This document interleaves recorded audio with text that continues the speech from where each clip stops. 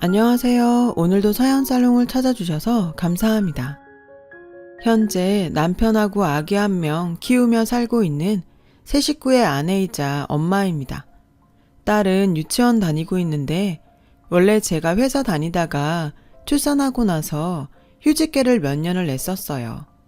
회사에서 먼저 복직을 하지 않겠느냐고 제안을 하더라고요. 육아휴직하면 복직하는 게 쉬운 일이 아닌데 참 잘된 일이죠. 딸도 이제 어느 정도 의사소통하고 말도 알아들으니까 유치원에 보내고 저는 복직을 했습니다. 유치원이 오후 3시 정도에 끝나요. 그럼 제가 데리러 가지 못하는데 그런 저를 대신해서 딸을 데리러 가시고 제가 퇴근해서 다시 딸을 데리러 갈 때까지 딸을 보살펴 주시는 정말 너무 감사한 분이 계세요. 바로 제 시아버님이십니다.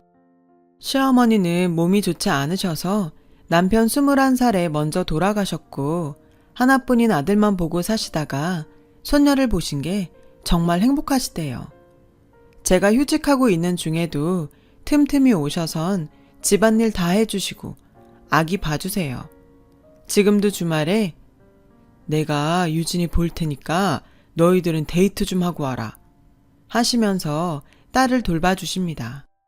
사실 아버님도 아직 일을 하고 계세요. 그런데 아버님 하시는 일이 출퇴근이 비교적 자유로우세요. 자기가 원한다면 일할 거리들을 집에 가져와서 재택근무로 할 수도 있는 일이라서 딸을 이렇게 돌봐주실 수 있는 것이죠. 그래도 일하시는데 시간 뺏고 쉬실 수 있는 시간 뺏는 것 같아서 제가 달마다 돈을 드리려고 했습니다. 그런데 펄쩍 뛰면서 거절하시더라고요. 원래 아빠들은 딸이 조금이라도 덜 힘들길 바라는 거야. 내가 손녀딸 재롱 보려고 그러는 것도 있지만 가장 큰 이유는 우리 딸내미 힘든 거 덜어주려고 그러는 거니까 거기에 대해서 너무 마음 무겁게 가지지 말어. 아버님 말씀에 저도 가슴 한켠이 찡해졌어요. 저랑 아버님은 아버님 말 맞다나 시아버지와 며느리 사이라기보다는 정말 아빠와 딸 같은 그런 사이입니다. 저도 아버님이 아니고 아빠라고 부르고 아버님도 진짜 딸처럼 저를 대하세요. 저와 아버님이 이런 사이가 된 계기는 특별한 이야기가 있어요.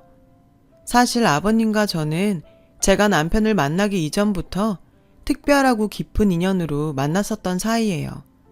남편보다 훨씬 이전부터 아버님과 먼저 알았었죠.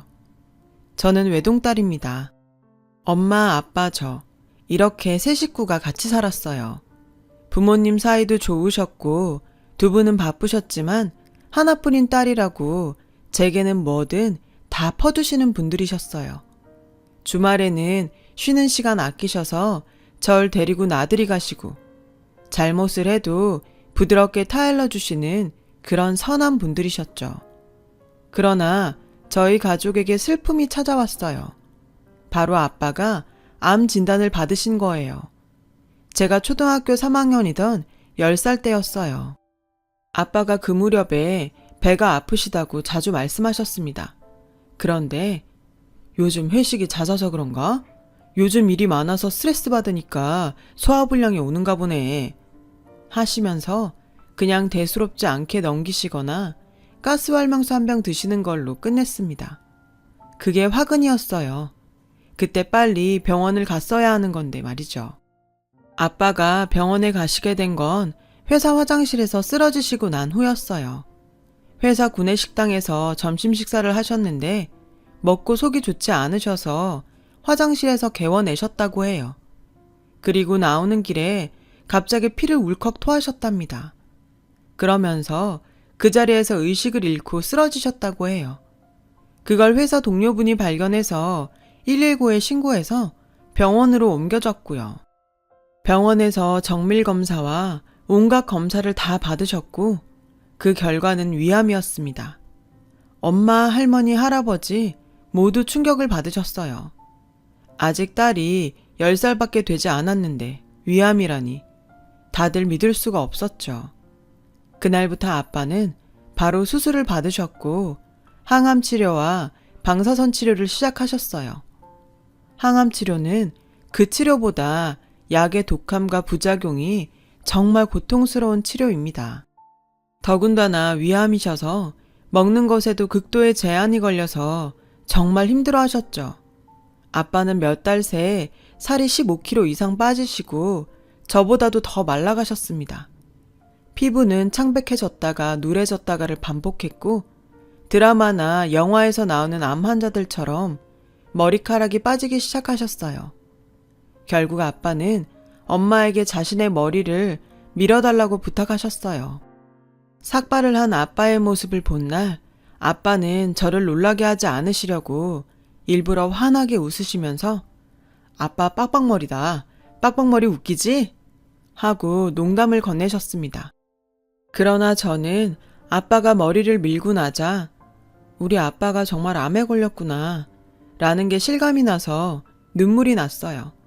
아빠는 당연히 회사에도 잘 못 가셨죠. 할 수 있을 때까지만이라도 일을 하시라고 하셨지만 투병 중에 어디 쉬운 일이었겠어요.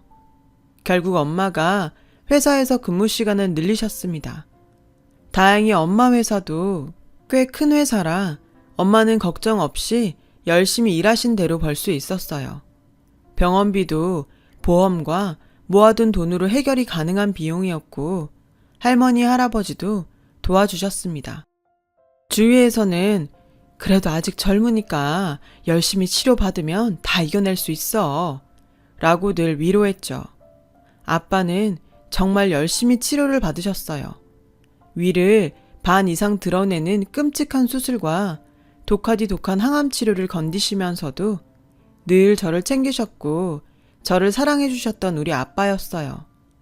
이미 중기를 넘어선 상태에서 발견이 되었기 때문에 의사들은 아빠가 얼마 버티지 못할 거라고들 말했어요. 하지만 아빠는 자신이 가진 모든 힘을 쏟아부어서 투병을 하셨죠. 모든 의료진이 놀랄 만큼 기적적으로 3년을 버티셨습니다. 제가 6학년이 될 때까지요. 하지만 그 해를 넘기지 못하셨어요. 제가 아빠에게 아빠, 내 졸업식 꼭 와야 돼. 초등학교 졸업식은 유치원하고 달라. 꼭 엄마랑 같이 와야 해. 라고 늘 신신당부했고 아빠는 갈게. 아빠가 사진 많이 찍어줄게. 라고 웃으며 대답하셨었어요. 그래서 아빠가 정말 그렇게 해줄 줄 알았죠. 제 졸업식을 한다라고도 2주 정도 남긴 때 아빠는 결국 힘든 투병을 끝내시고 하늘나라로 떠나셨어요. 제 졸업식에는 오지도 못하시고요. 중학교도 들어가기 전에 아빠를 잃은 저는 장례식장에서 정말 많이 울었어요. 오히려 엄마가 대범하게 장례식 전체를 지휘하셨어요. 엄마 속도 속이 아니었을 텐데. 화장할 때는 엄마도 못 참으시고 탈진할 때까지 우셨어요. 아빠는 그렇게 작은 항아리에 담겨서 낙골당에 안치되셨어요. 어린 나이에 그런 일이 생겼으니 저도 정말 힘들었죠. 엄마가 저를 일으키시려고 애쓰셨어요. 엄마도 젊은 나이에 남편을 잃고 어린 딸을 홀로 건사하셔야 할 처지가 되셨는데 어떻게 그렇게 슬픔을 누르셨는지 지금 생각해보면 정말 죄송하고 감사해요. 그러던 어느 날 밤에 일어났는데 엄마가 혼자 술을 드시고 계시는 거예요. 술을 못 하시는데 혼자 그러고 계셔서 많이 놀랐죠. 엄마는 저를 보시더니 제 손을 잡고 우시면서 민주야, 아빠 많이 보고 싶지? 엄마도 아빠가 너무 보고 싶어. 엄마도 정말 힘들어. 그런데 아빠는 우리가 행복하기를 바랄 거야. 민주 마음 아직도 너무 힘든 거 엄마가 알아. 엄마도 그러니까. 그래도 우리 같이 노력하고 같이 슬퍼하고 같이 그리워하자. 엄마 이제 혼자지만 민주 정말 잘 키울 수 있도록 노력할게. 이제 우리뿐이잖아. 우리 정말 둘이 잘 살아보자. 엄마는 이제 민주만 바라볼 거니까. 라고 말씀하셨습니다. 그 말을 듣고 너무 나 혼자만의 아픔만 생각했구나 싶어서 죄송한 마음에 엄마에게 미안하다고 하면서 엉엉 울었어요. 그렇게 그날 엄마랑 껴안고 울고 나서 저는 다시 힘을 내기로 했죠. 아빠는 떠났지만 엄마 말대로 아빠가 바라는 건 저와 엄마의 행복일 거라고 믿었으니까요. 집안이 아주 가난하고 형편이 어렵진 않았지만 엄마는 회사에서 보내는 시간을 늘리셨어요. 원래 야근은 안 하시던 분이셨는데 종종 야근도 하셨고 한 살이라도 젊을 때에 벌어 저축해야 해 라고 하시면서 저를 위해서 열심히 일하셨습니다. 그리고 제게 생긴 변화 중 하나는 핸드폰을 가지게 되었다는 거예요. 그날 엄마랑 같이 그렇게 울고 난 다음 날 엄마는 제가 하교하자마자 바로 핸드폰 대리점으로 데리고 가서 사주셨습니다. 중학교 1학년이었는데 그때만 해도 핸드폰을 지금처럼 다 갖고 있지는 않았어요. 엄마는 이제 너 혼자 집에 있어야 할 때도 더 많을 거고 혹시 무슨 일 생기면 바로 엄마한테 전화해야 돼. 단축번호 1번에 저장해놔. 라고 하시며 사주셨어요. 핸드폰을 사고 나서 저는 아빠가 생전에 쓰시던 핸드폰 번호를 저장했어요. 아빠라고요. 핸드폰을 사기 전에는 아빠가 계셨었지만 나는 절대 우리 아빠한테 전화를 걸 일은 없겠지 라는 생각이 들어서 슬퍼지기도 했습니다. 그러던 어느 날이었어요. 중학교 1학년을 마치는 시점을 앞두고 있었죠. 겨울 방학식이 있던 날 저는 홀로 집으로 돌아왔어요. 곧 아빠의 첫 기일이 다가오고 있었고 아빠가 보고 싶고 더 힘든 마음에 핸드폰을 들고 아빠의 번호로 문자를 보냈어요.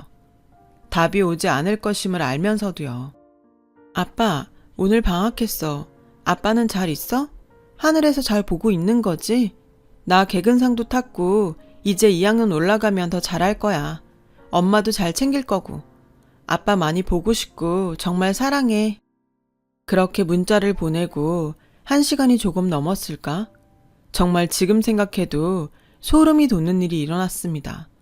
바로 아빠에게서 답장이 온 거예요. 우리 딸 개근상 탔어? 대단하네. 다른 상보다 개근상이 훨씬 대단한 거야. 아빠도 우리 딸 옆에서 축하해주고 싶고 많이 보러 가고 싶다. 그래도 언제나 아빠가 옆에 있다는 거 잊지 말고 사랑한다 내 딸. 정말 핸드폰에 귀신이라도 붙은 줄 알았습니다. 놀라서 손까지 떨었어요. 아빠는 분명 돌아가셨고 화장하는 것까지 제 눈으로 똑똑히 보았었는데 이건 말이 안 되는 일이었어요. 시간이 조금씩 흐르고 나서 어떻게 된 일인지 조금씩 파악이 되기 시작했어요. 누군가가 아빠 번호를 다시 사용하기 시작한 것이겠죠. 그런데 궁금해졌어요. 왜 낯선 문자를 보고도 아빠인 척 이렇게 답을 해준 것인지요. 그런데 사실 그런 궁금증은 아무런 상관이 없었어요. 아니라는 걸 알면서도 순간적으로 그 답장을 보고 정말 아빠가 보내준 것 같은 기분에 설레고 두근거렸었거든요. 그냥 마음속으로는 정말로 아빠가 하늘나라에서 보내준 답장이라고 믿고 싶었던 것인지도 모르겠어요. 그때부터 아무에게도, 심지어 엄마에게도 말하지 않는 저만의 비밀 문자는 그렇게 시작되었어요. 그 후로부터 일주일 정도 후에 혹시나 하는 마음으로 다시 아빠에게 문자를 보내보았습니다. 아빠, 나 방학 숙제하기 너무 힘들어. 라고요. 그러자 답장으로 그랬어 우리 딸 숙제하기 힘들겠다. 그래도 힘내. 아빠가 응원하고 있으니까. 화이팅! 이라고 왔어요. 그 문자를 보면서 눈물도 흘렸지만 정말 행복했습니다. 그래서 힘든 일 있을 때, 행복한 일 있을 때, 아니면 그냥 일상 속에서라도 문자를 보냈어요. 아빠에게. 아니, 아빠가 되어주시는 그 누군가에게요. 그럼 언제나 늘 따뜻한 답장이 날아왔어요. 아빠, 나 오늘 고등학교 원서 접수했어. 아빠, 오늘 나 생일이라고 엄마가 초콜릿 케이크 사왔어. 아빠, 엄마 회사에서 프로젝트 잘했다고 돈 더 받았대. 등등 정말 아빠에게 얘기하는 것처럼요. 언제나 따뜻하고 다정한 문자가 날아왔습니다.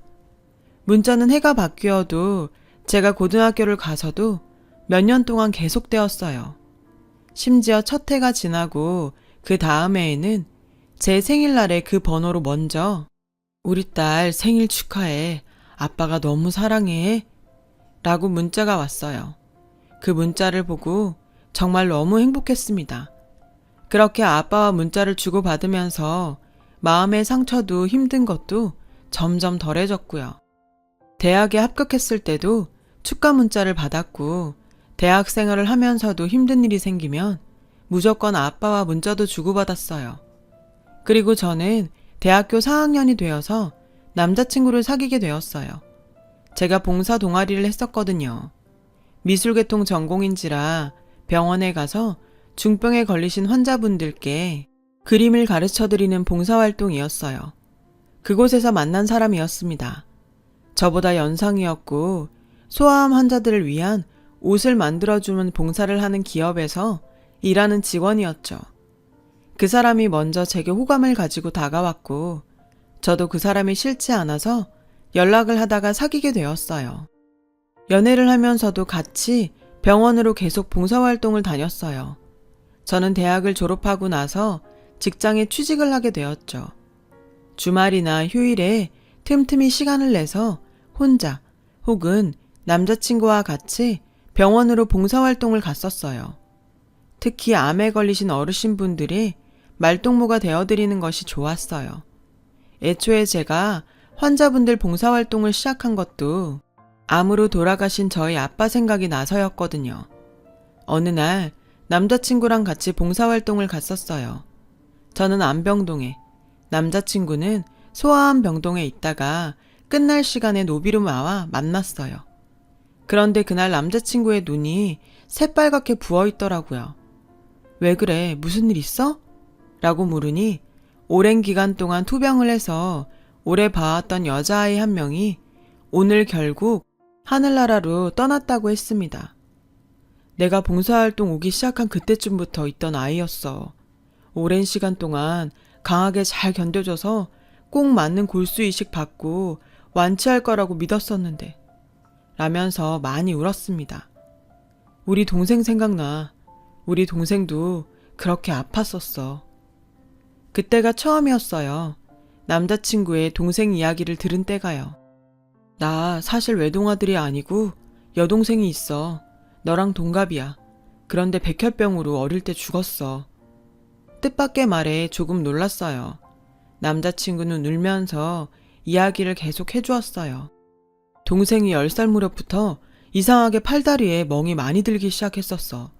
덜렁대거나 잘 넘어지는 애가 아니었고 동생도 자고 일어났는데 멍이 들어있어. 왜 이러지? 하고 신기해했어. 그러다 멍이 점점 늘어나니까 결국 병원에 데리고 가봤는데 큰 병원에 가서 정밀검사를 받아보라는 거야.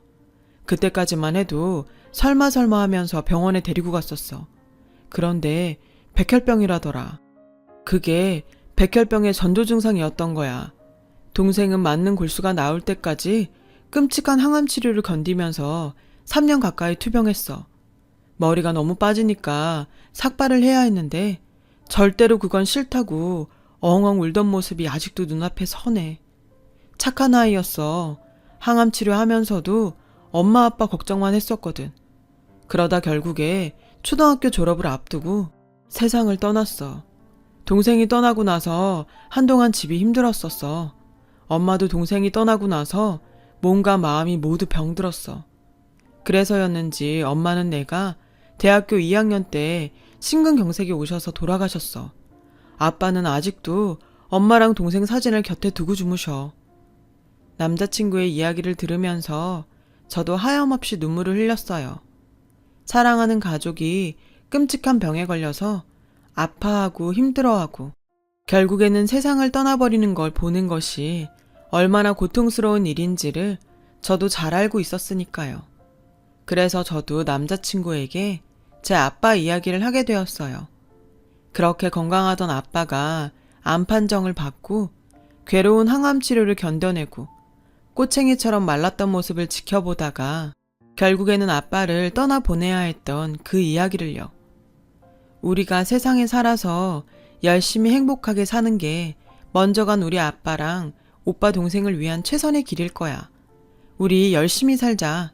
두 사람은 떠났지만 아직 여기 아이들이나 어르신들처럼 그 병 때문에 힘들어하는 사람들은 많으니까. 우리는 적어도 그 사람들의 마음을 이해하고 도와줄 수는 있잖아. 저는 남자친구를 그렇게 위로해 주었고 남자친구도 힘든 시간이었을 텐데 어머니랑 둘이서 고생이 많았어. 잘 견뎌줘서 고마워. 라고 말해주더라고요. 그 이야기를 나누면서 서로를 위로하고 난 후 저와 남자친구는 더욱 더 가까워졌어요. 그리고 마침내 2년이 다 되어가는 무렵에 저는 남자친구에게서 결혼하자는 청혼을 받게 되었어요. 저는 당연히 기쁜 마음으로 결혼하겠다고 승낙했고요. 결혼을 하기로 하고 준비를 시작하면서 가장 먼저 남자친구를 엄마에게 소개시켰어요. 엄마, 나 만나는 사람 생겼어. 라고 말은 했었는데 엄마에게 인사시켜 준 적은 한 번도 없었거든요. 엄마가 먼저 데려오라고 한 적도 없었고요. 엄마는 네가 준비되면 그때 소개시켜줘. 라고 부담을 주지 않으셨어요. 엄마, 그 사람이 나한테 결혼하자고 해서 내가 결혼하겠다고 했어. 엄마한테도 인사시켜주고 싶어. 라고 했더니 엄마가 그래? 잘 생각하고 결정한 거야? 한번 데리고 와봐. 라고 하셨어요. 남자친구는 집에 들어와서 엄마와 짤막한 인사를 나누자마자 곧바로 큰 절을 올렸습니다. 어머니, 혼자서 민주 키우시느라 고생이 정말 많으셨어요. 민주 같은 여자랑 결혼하게 되어서 정말 감사하게 생각하고 있어요. 앞으로 어머니도 제 어머니라고 생각하고 모시면서 민주랑 같이 행복하게 살겠습니다. 그 말을 들으신 엄마는 곧바로 이 친구 괜찮은 친구네 라고 한마디 하시고는 바로 상견례 날짜 잡고 빨리 준비하자. 그렇게 적극적으로 제 결혼을 추진하셨죠. 그 다음은 아버님이었어요. 저는 한껏 긴장한 상태로 아버님과 남자친구가 사는 집으로 갔어요. 아버님은 체구는 작으셨지만 온화한 인상이셨고 저를 웃으시면서 따뜻하게 맞아주셨어요. 그리고 제 손을 꼭 잡아주시면서 우리 집안 식구가 되어줘서 고마워요. 잘 부탁해요. 라고 말씀하셨습니다. 그렇게 남자친구랑 저는 하루하루 피곤하지만 행복하게 결혼 준비를 하기 시작했어요. 각자 외동인 상황이었고 양가 부모님도 한 분씩밖에 없었기 때문에 예단비조차 많이 생략되었습니다. 그래서 그 돈은 모아뒀다가 엄마랑 아버님, 여행이나 한번 보내드리자고 말을 했었고요. 그렇게 결혼 준비를 하나하나 하던 중 청첩장을 받게 되었어요. 주위 친구들과 지인들에게 청첩장을 돌리다 문득 그런 생각이 들었습니다. 지금까지 얼굴 한번 보지 못했지만 늘 저에게 아빠의 마음을 알려주었던 그분이 생각이 난 것이죠. 그분께도 결혼한다는 소식을 알려드리고 가능하다면 결혼식에도 초대를 하고 싶었어요. 직접 얼굴을 뵙고 정말 감사합니다. 덕분에 제가 힘든 시절을 잘 넘길 수 있었어요. 그렇게 감사 인사를 전하고 싶었죠. 그래서 문자를 보냈습니다. 아빠, 나 결혼해요. 그래서 아빠가 결혼식에 와줬으면 해서요. 청첩장을 드리고 싶은데 혹시 만나뵐 수 있을까요? 라고요. 답장을 기다리는 동안 정말 너무너무 떨렸어요. 그리고 마침내 답장이 왔습니다. 우리 딸이 결혼해? 정말 축하해. 좋은 사람한테 가는 거지? 아빠도 너무 궁금하네. 그래, 아빠도 우리 딸 청첩장 한번 구경하자. 라고요. 그렇게 저는 10년이 훌쩍 넘어서 처음으로 아빠를 만나게 되었어요. 약속 장소인 카페로 가는데 정말 너무너무 떨렸어요. 조심스럽게 카페 문을 열고 들어가 주위를 둘러보면서 아빠를 찾았어요. 아빠는 꽃다발을 준비해서 갈 거니까 그걸 보고 찾으라고 하셨죠. 카페를 둘러보는데 한 테이블에 시선이 멈추는 거예요. 구석진 곳에 있는 테이블이었는데 위에 작은 꽃다발이 놓여 있었고 의자에는 정말 저희 아빠와 비슷한 나이대로 보이는 아저씨가 한 분 앉아 계셨어요. 떨리는 발걸음으로 그곳을 향해 걸어갔습니다. 마침내 그분의 얼굴을 제대로 본 순간 저는 너무 놀라서 그 자리에 서 있었어요. 그분은 바로 남자친구의 아버님, 그러니까 제 예비 시아버님이셨거든요. 아버님도 저를 보고 깜짝 놀라시더니 아무 말도 하지 못하셨습니다. 저도 잠시 아무 말도 못하다가 이내 핸드폰 문자를 들어보이면서 혹시 아빠? 라고 한마디를 꺼냈어요. 아버님은 눈물을 보이시면서 민주가 내 딸이었구나. 민주가 내 딸이었어. 라고 말씀하셨죠. 너무나 기가 막히고 신기한 상황에 저도 아버님도 함께 울었어요. 우리 딸, 그렇게 아픈 것만 보다가 피척 마른 창백한 모습으로 보내고 정말 하루하루 너무 힘들었어. 그런데 너에게서 문자가 온 거야. 나를 아빠라고 부르는 여자아이는 다시는 이 세상에서 못 만날 줄 알았는데 그래서 너에게 그렇게 답장을 보냈다. 혹여나 내 마음에 괜히 또 다른 상처를 줄 수 있지 않을까 걱정했지만 나는 너무 행복했어.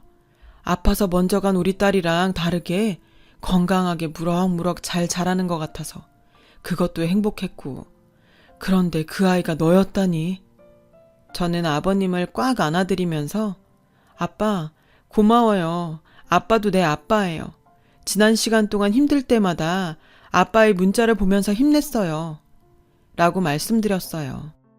그 후로 모든 이야기를 알게 된 엄마와 남자친구도 정말 놀랐고 엄마는 눈물을 흘리시면서 제 딸을 이렇게 아껴주셔서 감사합니다. 인사하셨죠. 그렇게 저희 둘은 결혼식을 올렸어요. 저는 그 후로도 아버님을 아버님이라고 부르지 않고 아빠 아빠 하면서 딸처럼 지내고 있습니다. 아버님도 그쪽을 훨씬 더 좋아하시고요.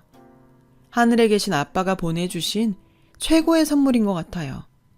나중에 정말 다음 세상에 있다면 우리 아빠, 저 그리고 우리 두 번째 아빠까지 다 함께 만나서 서로 인사하고 즐겁게 웃으면서 놀고 싶네요. 앞으로 남편이랑 둘이 부모님께 효도하면서 행복하게 잘 살겠습니다. 제 이야기를 들어주셔서 감사합니다.